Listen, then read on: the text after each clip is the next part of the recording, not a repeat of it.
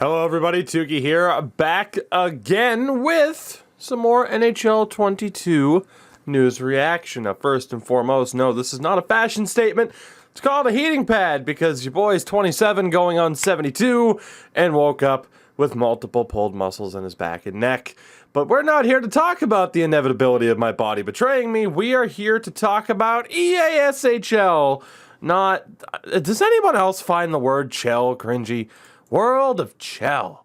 Can't stand the terminology. Can't do it. But yeah, hey, a lot of changes here to talk about. They put out a 27-minute long video that I highly recommend you guys check out. I very much think it is worth your time. In terms of the changes that were made, though, we're going to go through the website here. It's kind of the easiest way to do it instead of watching and reacting to a full video. It's a lot easier to react if it's a, couple-minute trailer as opposed to a 27 minutes monster. The first thing of note, of course, they announced here at the end of the video, which is fantastic. The closed technical test begins tomorrow, August 30th, Monday. So excited for that. It's not streamable. It's not postable. It's closed for that reason, but signups took place not all that long ago. You're going to probably see EA giving out codes, maybe even some game changers while giving out codes. So keep an eye out on Twitter, Instagram, stuff like that. But that'll be fun for everyone to be able to get their hands on the game. I believe, do not quote me on this though, the tech test is just related to World of Chel. I don't believe there's going to be anything HUT related or anything Versus related. It's just to test out a lot of these new features that they showcased today, which is typically the case with these tech tests / betas.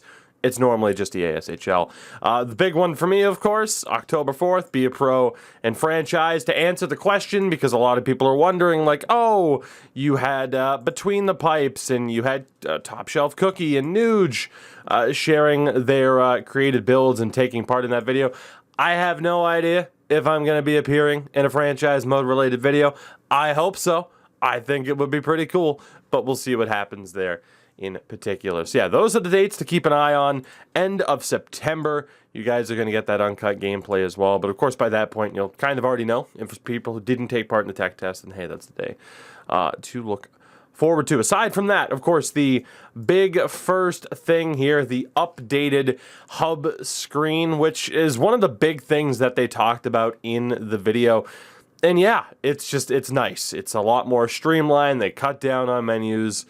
It's very, very nice, and I very, very much approve of it. I think everybody does, just the idea of not having to click through 1,000 menus. So there's everything. The lobby system as well, and of course links to that video and this will be in the description, but the lobby system as well, a lot more streamlined, the ability to check a bunch of different things while you're there. It's all just very nice and improved. Very thankful for that. Of course, they mentioned, hey, here's all the things that you can do. They mentioned the social tab as well, which is very nice and obviously very similar to, of course, what's in the likes of Fortnite or whatever else. Really, maybe not so much Fortnite, but I think even Splitgate recently has something like this where, yeah, just hit Y or hit triangle and be able to invite people. It's just an easier, much easier system, especially for people who still didn't realize that you can just have the host jump into a lobby and you can join in off their name. It's just, yeah, good quality of life stuff so far for this mode to eliminate 1,000 menus and a lot of waiting time. Very, very happy for that. And again, you would have seen here the select mode option, which again, you can jump into anything that you want to from that particular dressing room, which thank God for that.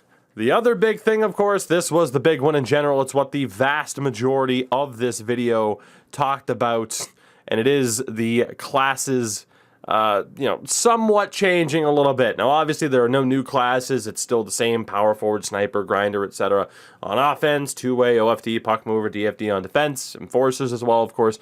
So there aren't any new classes, but they did make the change, which, again, as expected, X Factors, as we knew, will take part in this mode as well, which, again, I think is quite nice. Of course, you also have some boosts as well. But the key thing here is it's not just that X Factors are in, it's that you have the ability to modify the build a little bit more. Now, it's not the full customization that we had in the 360 and PS3 days, but I'm telling you, as again, someone who has played the likes of NHL Legacy Edition recently, I think people are forgetting how much it sucked. The grind is nice, but starting off as like a 48 overall and having to play a couple hundred games to be able to get a max level character, yes, I know. I like the grind as well. I like that feeling of I earned this, but for those who say take part in leagues, you are at an inherent disadvantage. Say you are a dad or a mom, or you have a job that requires you to work a ton. People have those, by the way. I feel like a lot of people that are making this complaint don't have any of those responsibilities. No offense. But, you know, the idea of, well, cool, I'm good enough to play for money in terms of EASHL leagues, but my character's only a 56 because I can only play on the weekends or only play a couple times a week, whereas it's this guy's job and he has a max character and an inherent advantage. This system removes that, but it does give us that creativity, as they mentioned in the video, which, again, I like a lot. The idea of being able to drop certain stats to raise others on top of the zone ability, on top of the lesser superstar abilities, but still a boost, as you know, alongside the zone ability, and then again those extra little boosts as well.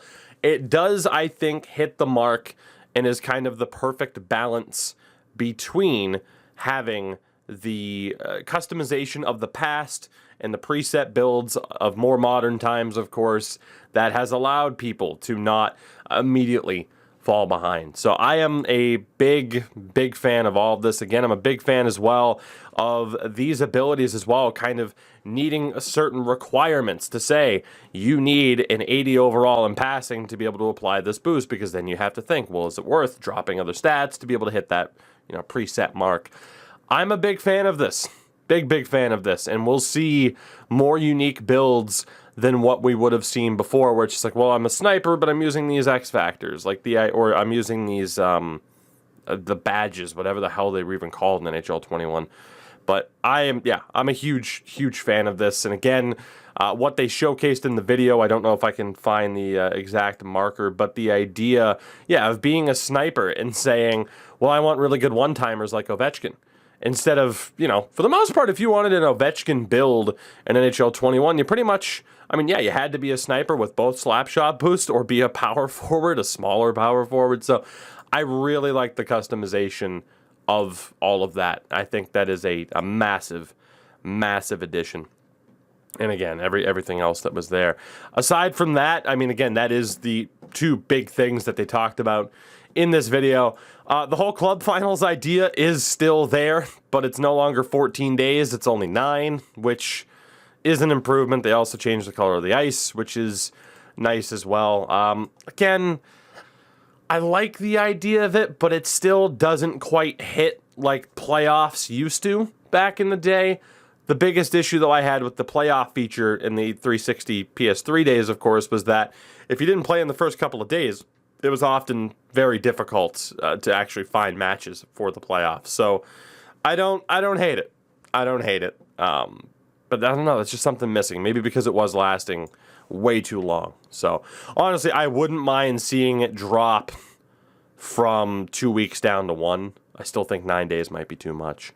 In terms of matchmaking settings as well, they added this, which honestly I like a lot. Like the idea of this team difference meter. If you're a sixes team, I mean, if you're sixes, you're going to be looking to play sixes. But if you're a 5-man team, you know, say it's 5 skaters, computer, goalie, but you don't want to run into a 2-man team, you're good to go. Or if you don't want to run into a 3-man team. So basically this opens up, if you're wanting to play 5, you know, you have 5 people and you only want to play 5 or 4-man teams, you can do that now.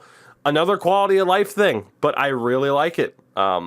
It's just, at the risk of coming off like an EA shill and propping them up, like people have called me, as if I don't criticize the shit out of them, it's a really good change. Is it this revolutionary change? Oh my god, the game plays amazing now. But no, but it's one of those things that adds up to making this specific mode better. On top of that, for those of you who know, I have been doing commentary for my friends at NHLgamer.com for a couple of years now, doing some beautiful esports commentary. And yeah, one of the biggest things is someone scores a goal and you want to be like, oh, hey, let's watch how they scored that goal. And then they immediately skip the replay. The ability to not skip replays seems like a very small thing in private matches.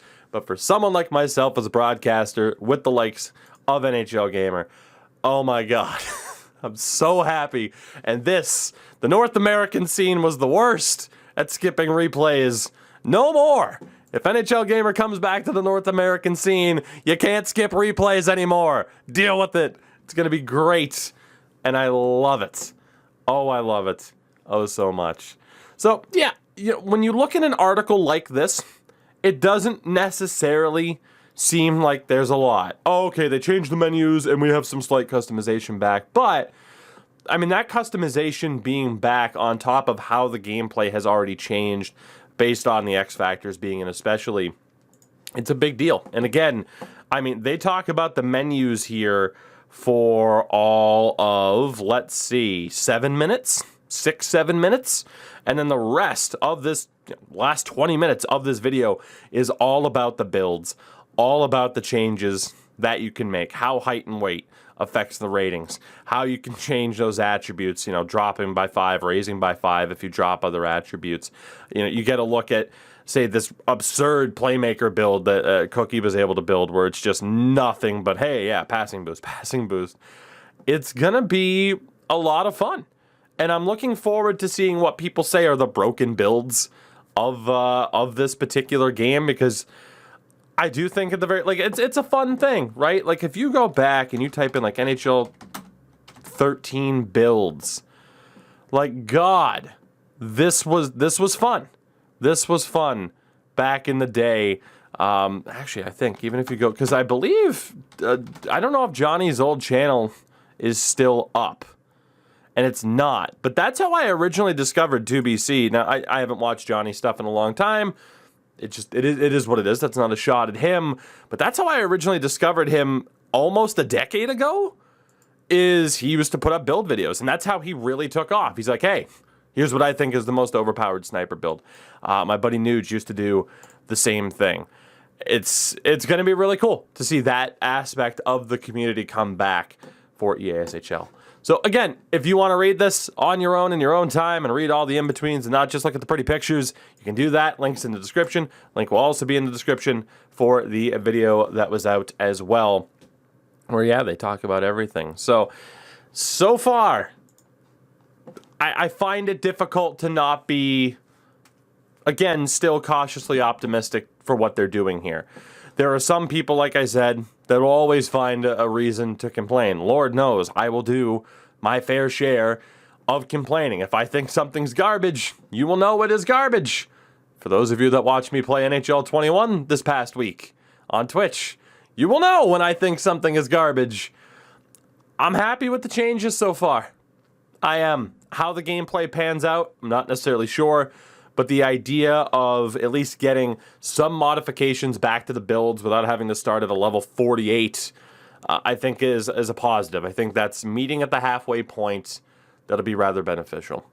With that, I am going to go cry because I can't move without it feeling like someone is just grabbing all the nerves in my back, and it's a lovely, lovely thing.